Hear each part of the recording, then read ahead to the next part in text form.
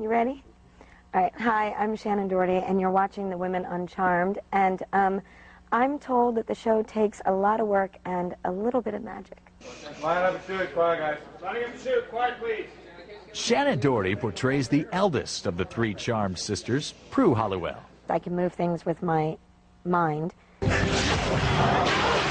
And then I figured out how to levitate people. Prue is starting to branch out and take some chances and experiment.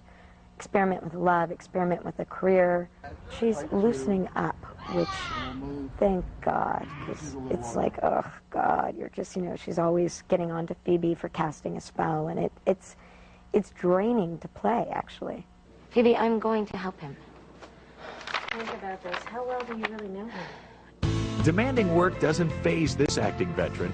Shannon Doherty began her career in 1982, starring as Ginny Wilder on Michael Landon's Little House, A New Beginning. I was 10 years old. It was a lot of fun. I loved Michael Landon. Next, she did the TV series Our House and the critically hailed cult film Heathers.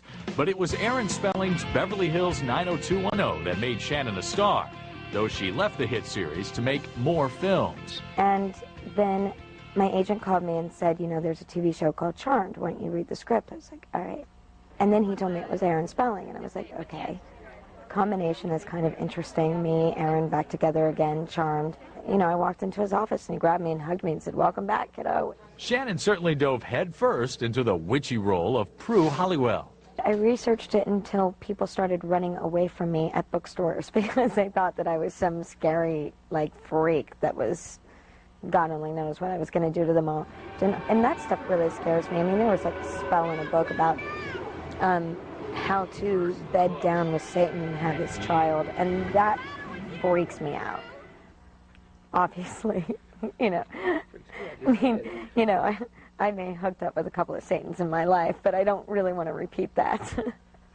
Fortunately, in this episode, Shannon doesn't have to snuggle up with Satan, but rather with hunky guest star Antonio Sabato Jr. It wasn't really a love scene. We sort of ended it with a kiss, and then it cuts to us the next morning, and I'm wearing his boxer shorts. So let the audience, you know, come up with whatever happened on their own. And by the way, where were the condoms in the abandoned house? He didn't bring them because he just got out of jail.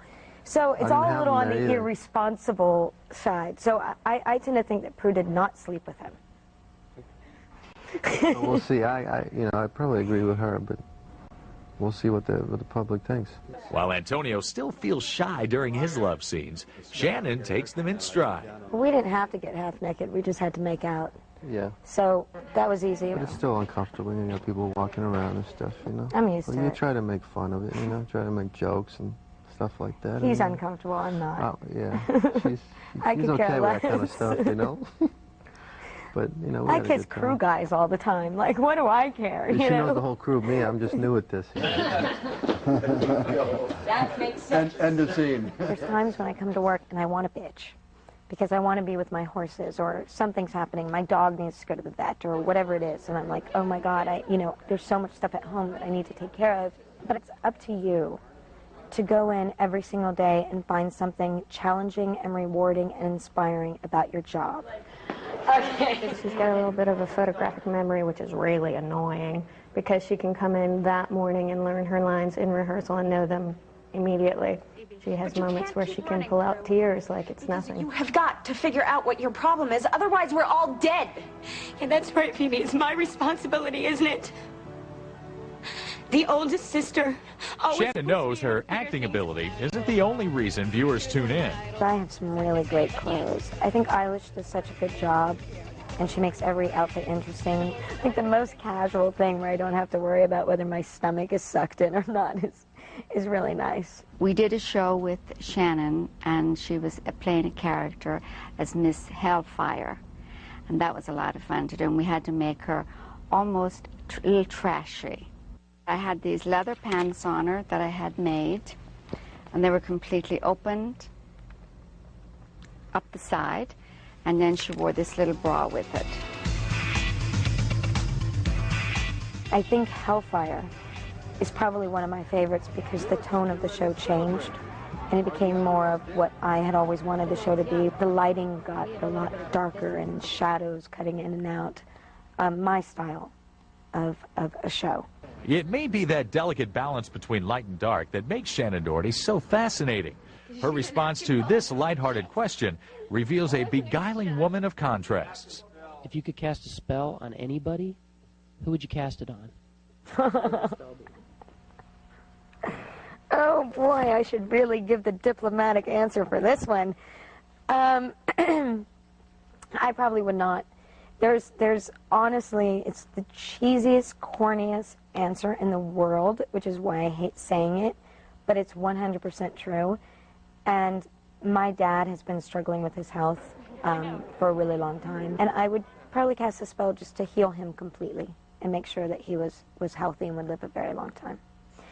And then if I had like one petty one, it would probably be something vicious and mean. Cast a spell on like some guy that I can't stand. It would be some really ridiculous, vindictive, girly spell. When we return, I love playing a bad guy. the women of Charmed wouldn't have much fun without the sexy guys of Charmed. I think Dan feels like he's going somewhere with her, and then bam, it's a slap in the face. They're up next. Hi, I'm Brian Krause, one of the guys of Charmed, and you're back here watching the beautiful women of Charmed, just like I do every day. Let me see, The women of Charmed wouldn't be as sexy as they are if they didn't have the men of Charmed to be sexy with. It's a very hard job to have to look at those guys, to have to look at their faces every day. Actor Brian Krause stars as Leo, a guardian angel type character known as a white lighter. Last season I started as handyman. About halfway through, the audience found out I had powers. I have powers to heal. I can disappear, reappear. I hate when he does that. I was like, oh no, anybody who has powers dies. And, you know, so I came in the day of, I'm supposed to do this magic thing, and, you know, I had no idea if I was a good guy or bad guy, and I'm like, okay, good guy, bad guy. They're like, good guy, good guy. And I was like, whew. Brian Krause is just the consummate professional, always knows his dialogue, and he's sort of got the worst of it because he's the white lighter. He has to explain the demons of the week. Story editor Robert Masello tries to make sense of all these magical men. The white lighters are kind of angelic creatures, and in this case, Leo is the white lighter who has been assigned to the three Charmed sisters, and his job is to kind of watch over them and help them, but at the same time he is, as the stories have developed, he's formed an emotional and romantic attachment to the character of Piper, so it's been very difficult for him to decide whether to remain on the higher plane as a white lighter. What had happened is I saved her when I wasn't supposed to, and they clipped my wings, the elders clipped my wings, and I'm like on suspension. We were dating last year, and then she found out I'm a white lighter, and it made it kind of difficult to kind of be together and have a normal relationship, so we kind of broke it off, and she met Dan, the neighbor, and they started dating. Actor Greg Vaughn portrays Leo's rival, next-door neighbor Dan Gordon. He definitely knows he's fighting to win Holly, to win Piper, I should say, to win her heart, you know, and with somebody in my way, it's just constantly a challenge. I mean, I think Dan feels like he's going somewhere with it, and then bam, it's a slap in the face. Something else comes up, and it's like Leo's back in the picture. Dan. Leo. Obviously, Leo is the favorite because he's been around longer, and I don't know what's going to happen with my love triangle. I don't know about any of the witchcraft. I don't know about anything. Piper? Leo. So I'm kind of left in the dark in certain areas, but you know, each week is a different week, and it just makes this constant roller coaster ride of where we're going to go. Shannen Doherty's character, Prue, also has a new love interest, played by recurring guest star Antonio Sabato Jr., though the relationship seems doomed from the start. There's a lot about me you don't know. A few things that you need to learn about me, too. I'm a bad guy turned good guy. You know, and I need her help. Charmed. They can't be bad for too long. No, just a little bad. After breaking out of jail and kidnapping Prue to help him fight demons, Antonio's character might end up back in the slammer indefinitely. It's the whole Patty Hearst syndrome, right? You're like kidnapped and all of a sudden you fall in love with your abductor. It's the only way to hang out with Shannon anyway, to kidnap her. Because she's so busy, you know, it's the only way. I told you I'm not getting my sisters involved. Fine. What's most important to me is if they believe the work, and you know, and this show, you know, sometimes it's kind of hard because, you know, you're talking about witches and stuff. We're witches. We have powers. Also struggling to come to terms with the witchcraft is Police Inspector Daryl Morris, played by actor Dorian Gregory. He just found out that these women are witches, and it's just like, okay. You know what I mean? And he's slowly starting to discover this world that he never even knew existed. Someone tried to kill us. See who it was? She's in there. She. He's trying to keep things together, you know? He's trying to keep his job under control. He's trying to keep his life under his control, and he's trying to keep his sanity under control. And that's why you're standing here alive, and she's in here riddled with bullets. Dorian's like hysterical. Dorian's probably got the loudest laugh of anybody I've ever heard. There you go. All right. What's the matter? He didn't bleed. He's not bleeding. There's no blood. There's no... Greg and I are really close. We're good friends. Of course he's not bleeding. He's frozen. His blood is frozen. A friend of mine actually had a birthday party, and she had a prom theme, and I'd never been to the prom, so I asked Greg to be my prom date, and he brought me a corsage. Which is really adorable. If I could have one of the girls cast a spell, I don't know, that's pretty tough. I mean, Saved by the Bell. You know, I mean, I just feel like they've already cast the spell before I even knew it. And now I'm here. When we return, the women of Charmed show us the magic behind their magic. There's a large snake with a demon's head on top of it, and he's swirling towards you, and duck and scream. Welcome back to the Women of Charmed. Speed. Marker. Powers, spells, witches, and demons. Charmed isn't your ordinary primetime television show. Each episode of Charmed is filled with special effects, stunts, and props that help make those Halliwell sisters the witches they are. Director Jim Contner has seen Charmed grow into a supernatural phenomenon. People love to be dazzled with special effects. I think the relationship with the three sisters works really well, and I think people respond to that. The fact that they're all really good looking helps. Executive producer Brad Kern oversees the magic behind the magic. Oftentimes they're acting against a green screen, and we're going to put in the demon later or the special effect, and they have to somehow imagine what we're going to be doing. Sounds easy, but it's not. You have to have such a sense of imagination and stamina to be able to look at a green screen and picture the scariest, biggest demon we've ever come up against. A lot, almost every week. Chris, student left and right, your full range of movement for your head. That's just my head. You're reacting to absolutely nothing, and that's the bad part, because I'm a very self-conscious person by nature. So I look around, and I see crew members like watching me act like an idiot, and I get very like uptight and self-conscious. First AD Tim Longsdale has had his share of long days as well. The last episode, we worked with a lot of animals. We were in shooting in P3, which is the club in the show. At one point, the girls cast a spell, and all of the extras become animals. So we had the difficulties of not only dealing with animals on the set, but then doing it on green screen. With each new show, the Halliwell girls discover new spells and new demons. We're always constantly striving to come up with a demon that looks different or has different powers than the last episode. Turning it into a hairy monster convincingly, which is a lot harder than it sounds, without making it look stupid or campy and make it seem scary and not laughable. And if that's not frightening enough, in one Charmed episode, Shannon was transformed into a man. All you have to do is visualize a man that you admire and then emulate him. You know, the walk will follow. A man that I admire. All right, I got that. Okay.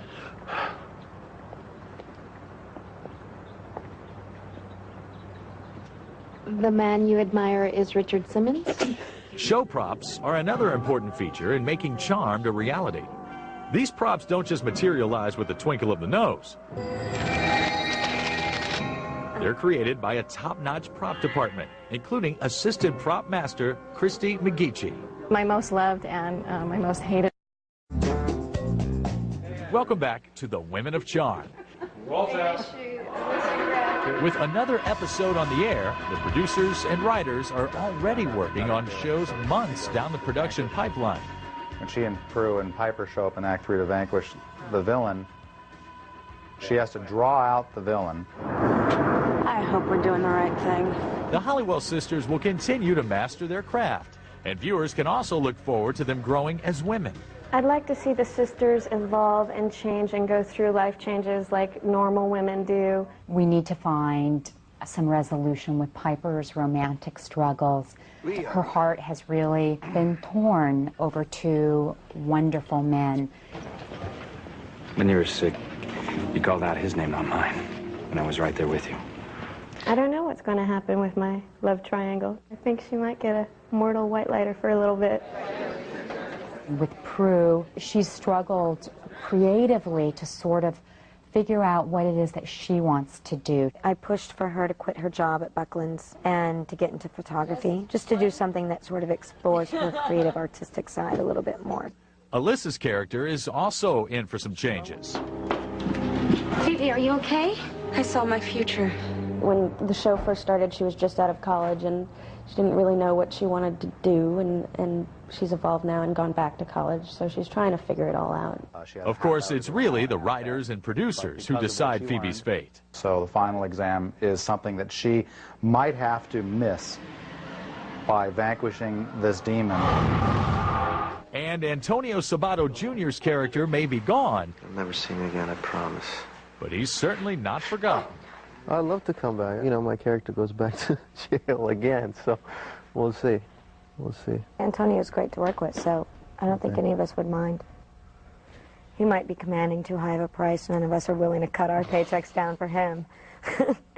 Oh, he's coming back. There's a nasty side of Prue that we like to explore. They have great chemistry on screen, so it was a natural to say, hey, you want to come back? Here are these words. Hear the rhyme. He sent to you this burning sign. Then our future selves will find in another place and time. We have a staff of writers and executive producers that have the same desire that the three of us girls have, which is to see the show just get better and better and better. And I don't think that we have necessarily found our voice yet, but we're close. And we're on our way there, and as long as we all want to sort of like evolve and grow and make the show better, then we're going to end up doing it. And we'll keep watching as the Charmed cast and crew continue flying high, broomsticks and all. Thanks for joining us. Cut. That was great. That was excellent.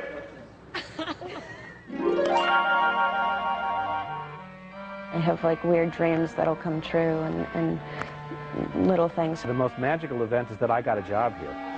We can't encourage the superstition rumors. My trailer moves around a lot. I'm feeling a little tired. I can't